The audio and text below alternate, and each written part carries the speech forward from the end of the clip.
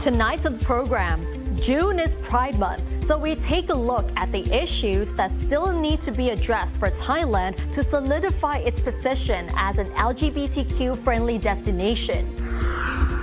Then a special interview with a leading real estate developer in Thailand.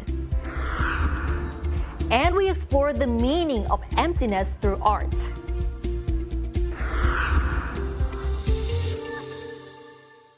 Sawadika, I'm Nad Bunag and welcome to This Week with Thai PBS World. During the recent Pride Parade in Bangkok, Prime Minister Srettha Thavisin promised that the country will not stop at legalizing marriage equality, but will also push for other issues related to LGBTQ rights. The marriage equality bill will be considered by the Senate on June 18th, but one aspect that is yet to be considered is the term first parent, which many LGBTQ people say is very important when it comes to having a family.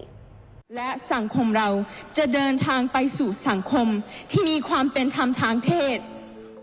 The marriage equality bill passed the House of Representatives back in March, which was a significant progress for LGBTQ rights in Thailand.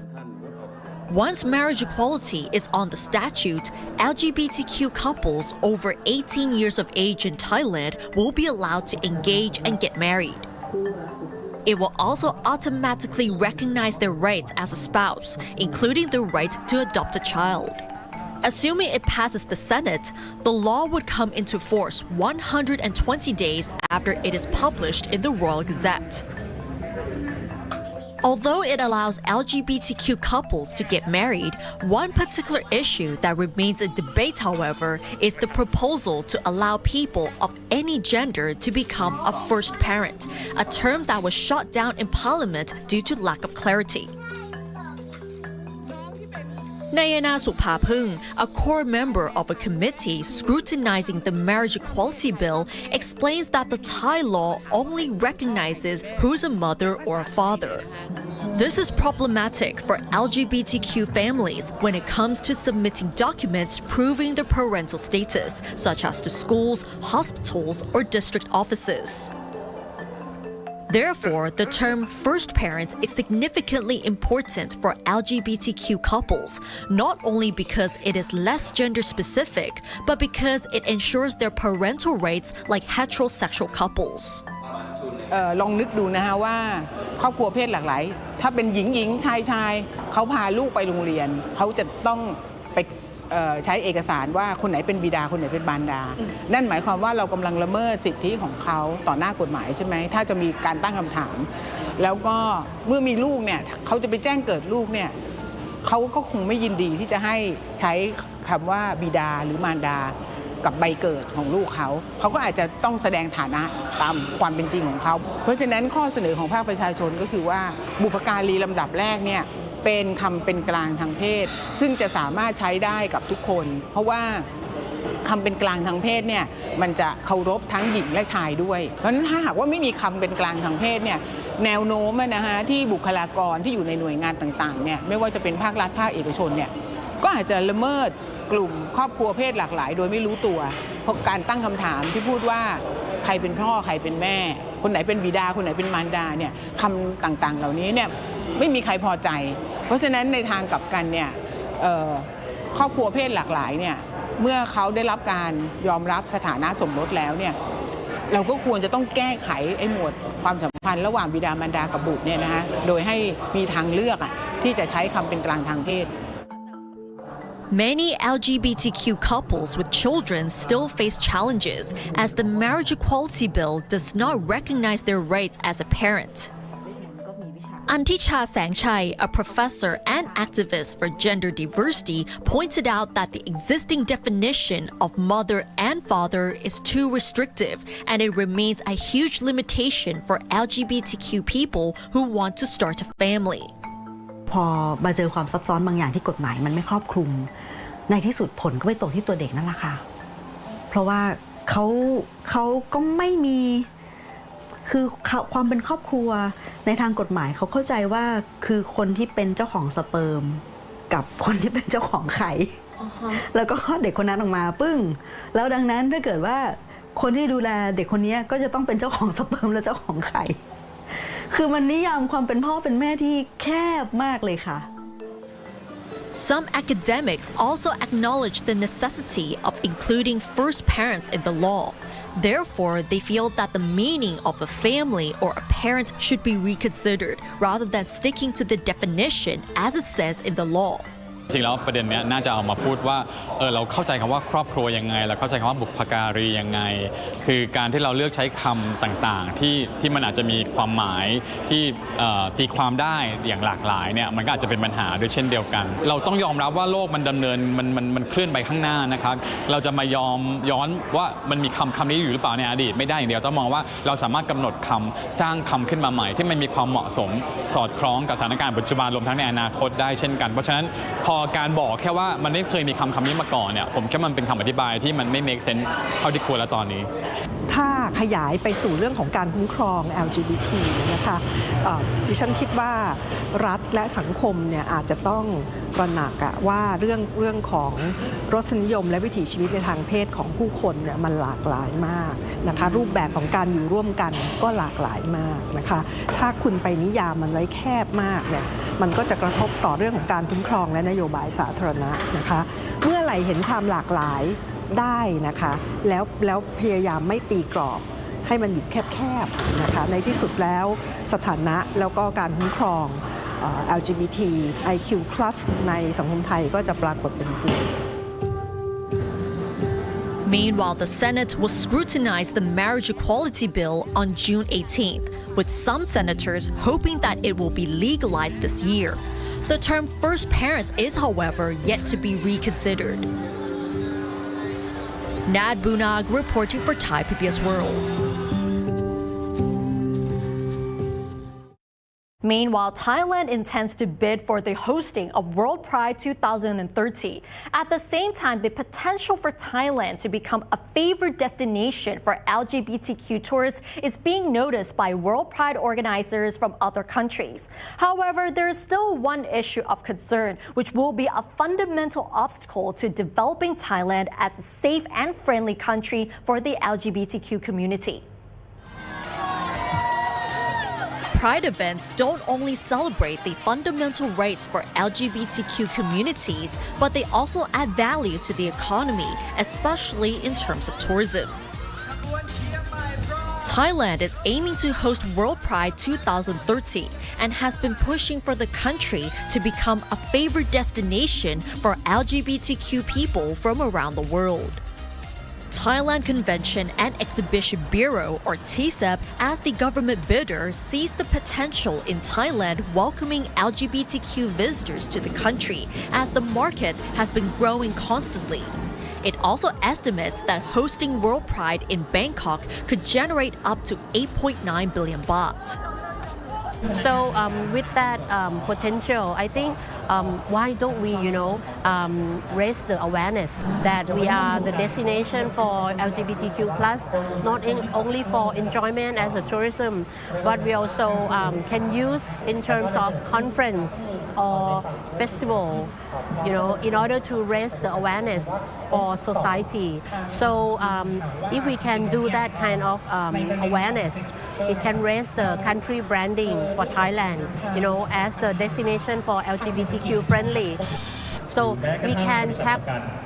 into that segmentation. It's a niche segmentation with a high spender. And they're looking for something that can serve their needs, as I mentioned, like for healthcare, for the property, for the food or whatsoever, So this is something that the country will be benefit from, being the LGBTQ+ destination.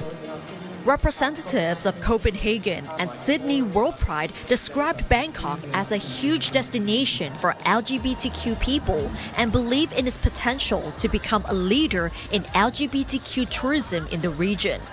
Although Pride events can attract tourists from around the world, creating a long-lasting way to bring LGBTQ tourists will add more value to a city, which can reinforce its position as an LGBTQ destination. I think the key difference between Copenhagen and Bangkok is it's important to note, first of all, that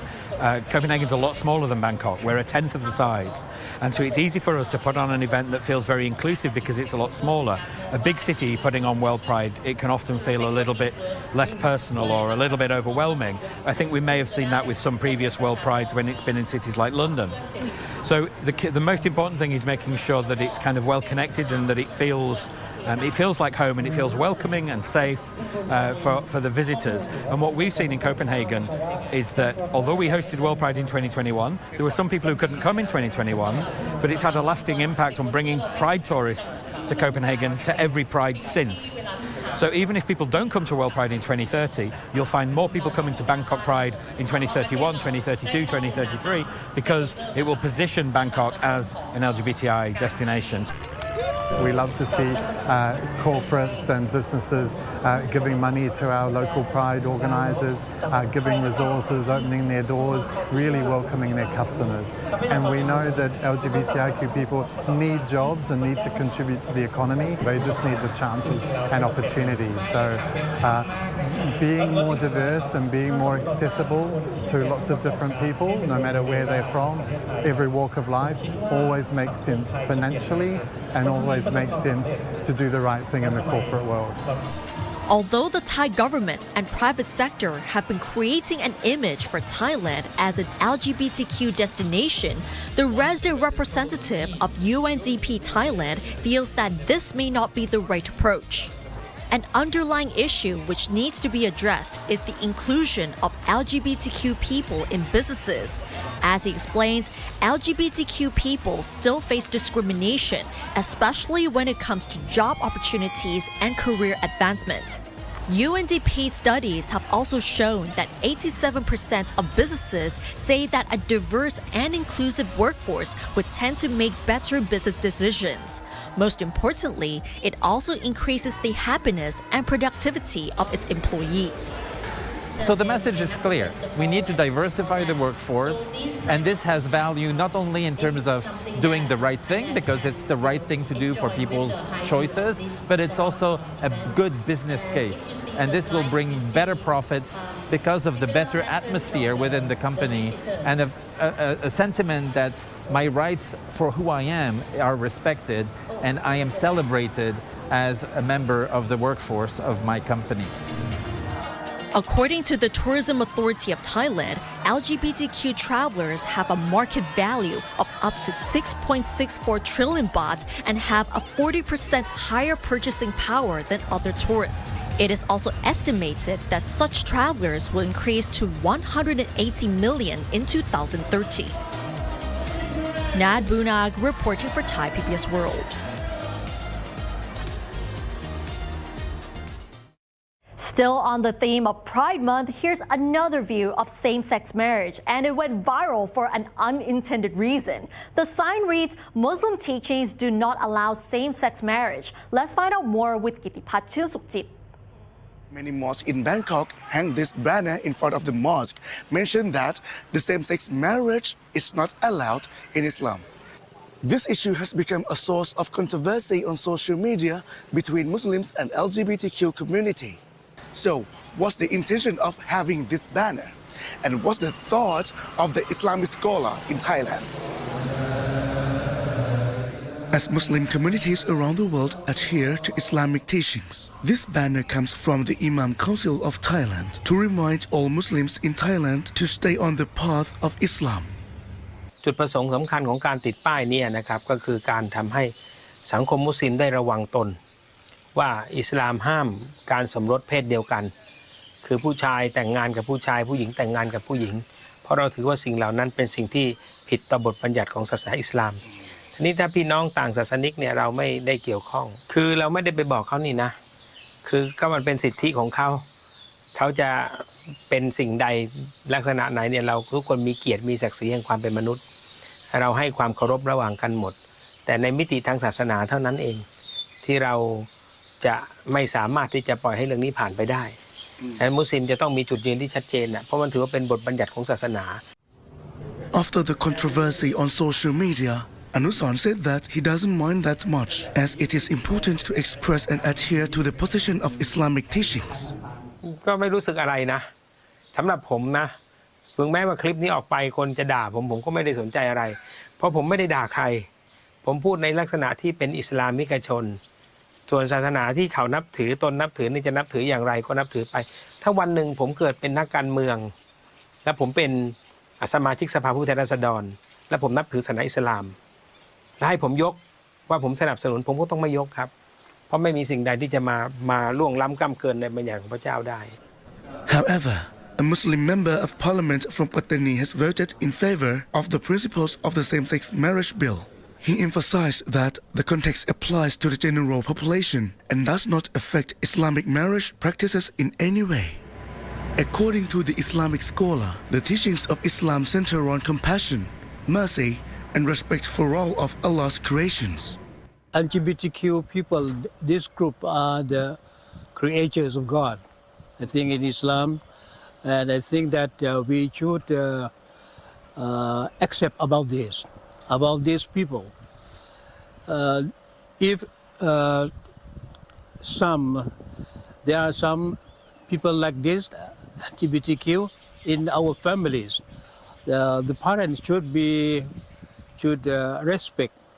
and accept about this and to look after them in the way that Allah subhanahu wa ta'ala, God, teach us to behave about these people. Kittipatin Sukjit, reporting for Thai PBS World. And that's just one aspect of marriage equality in Thailand. And now let's have a look at the other stories in our weekly roundup. The opposition Move For Party will go ahead with its plan to reveal the contents of its rebuttal statement and how it will fight the case against the call for its dissolution in the Constitutional Court in defiance of a gag order.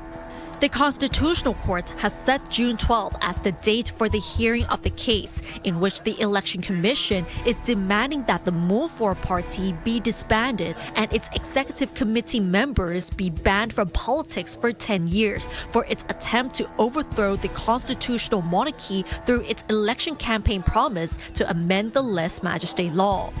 Move For Party spokesman Parit Wacharasin said that they have no intention of putting pressure on the court or of misleading the public about the case.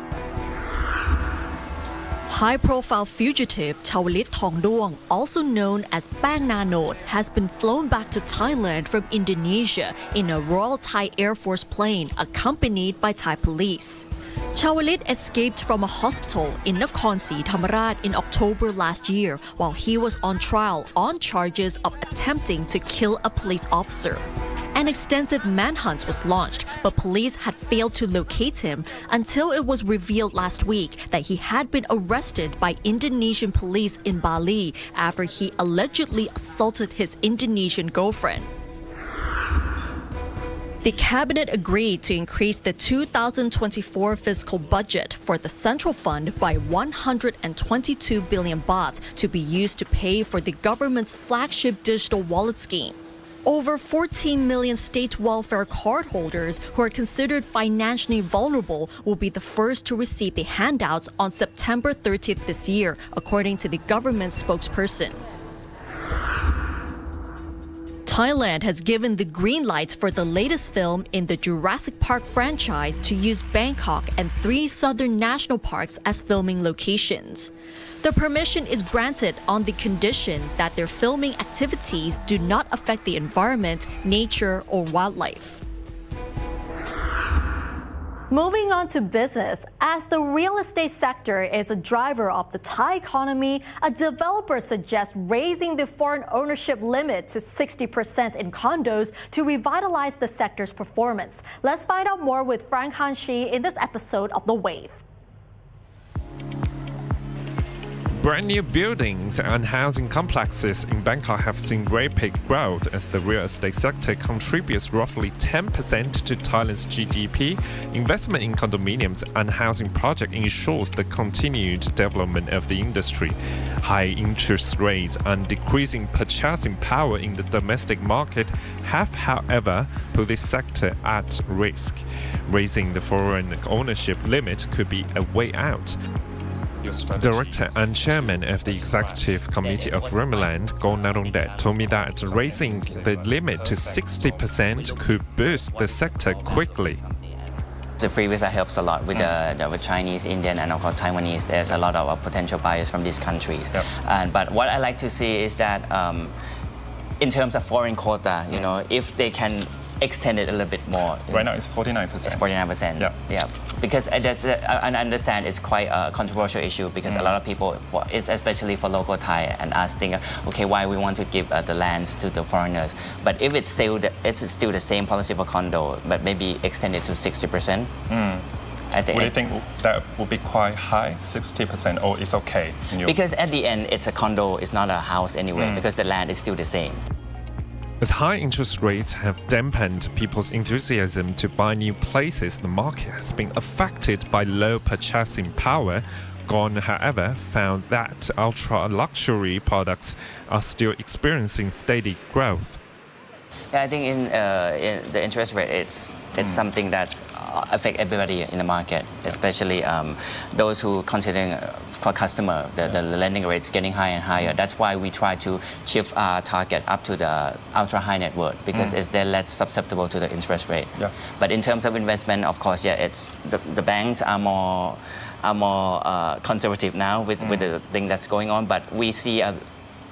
quite opposite trend also because everybody said that the economy is slowed down, the economy is going back. But if you go back on the track record 2-3 years during the pandemic,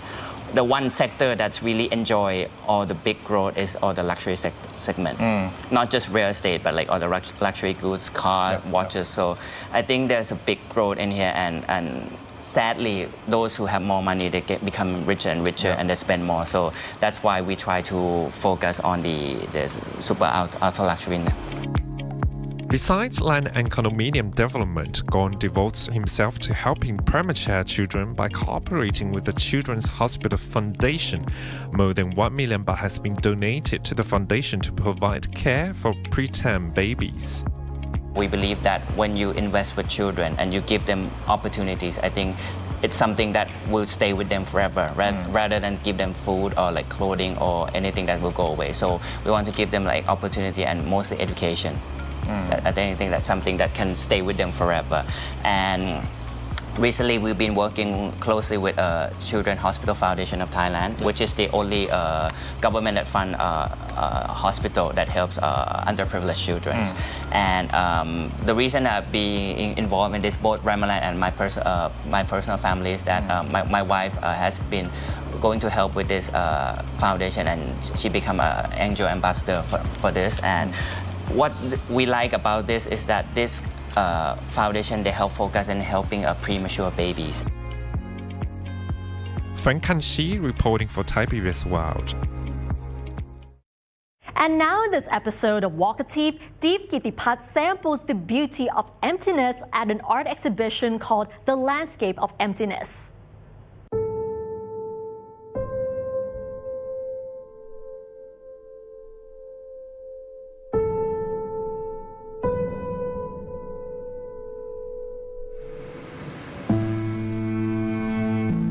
In a captivating exploration of minimalist man space, the Landscape of Emptiness art exhibition is a beacon for admirers for contemplative art. Renowned Thai artist Sanithat Pradithasani has captured the essence of tranquility in her latest solo art exhibition. ธีมหลักเนี่ยคือบินสนใจการใช้พื้นที่การใช้ space หรือว่าเราเรียกว่า contemplative space ก็คือเป็นการสร้างพื้นที่ให้คนได้มีเวลาอยู่กับตัวเองแล้วก็ได้หยุดได้คิดได้เริ่มสังเกตการเปลี่ยนแปลงรอบด้านเนี้ยค่ะ In this exhibition, visitors can see and touch heavy substances pressing onto the ground, emphasizing the definition of emptiness in an interconnected manner on the first floor. At the same time, visitors will see what floats in the air, representing the void of emptiness on the second floor.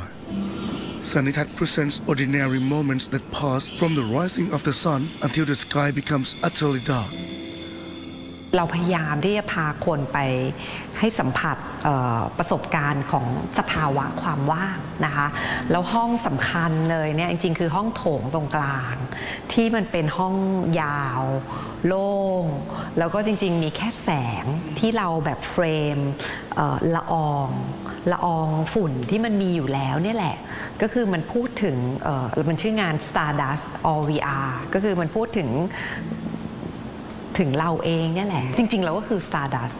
เราก็คือเศษซากเศษฝุ่นของจักรวาลอะไรอย่างเงี้ย Besides the beauty and the meaning of emptiness, the interesting thing about this exhibition is the use of the traditional broadcasting techniques to create works of art.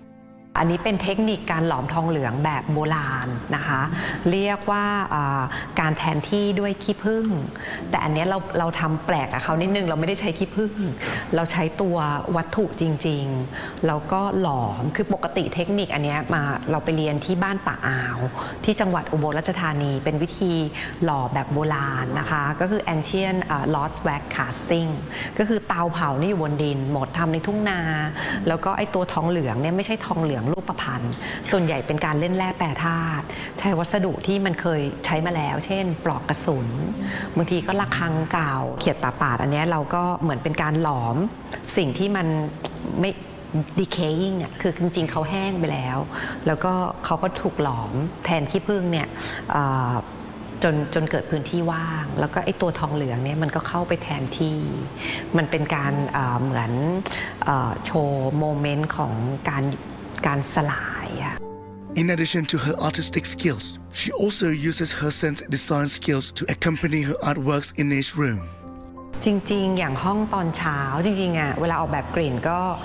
เอามาจากความทรงจำของเราอย่างห้อง Follow the Sun เนี่ยมันเป็นการที่เราเดินขึ้นเขา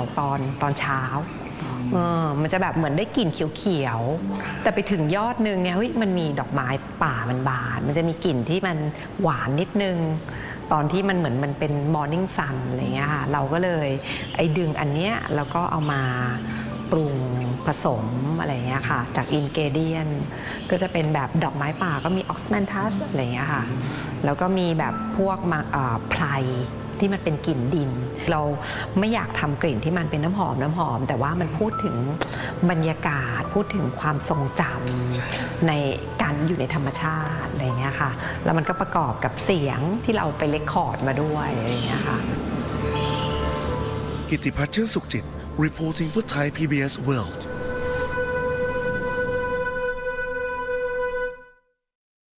And that wraps up tonight's edition of This Week with Thai PBS World. Join us every Friday at 10:30 p.m. only on Thai PBS. And don't forget to follow us on social media, including our website, thaipbsworld.com, for all the latest updates about Thailand as well as analyses. Thanks for watching, and we'll see you next week. สวัสดีค่ะ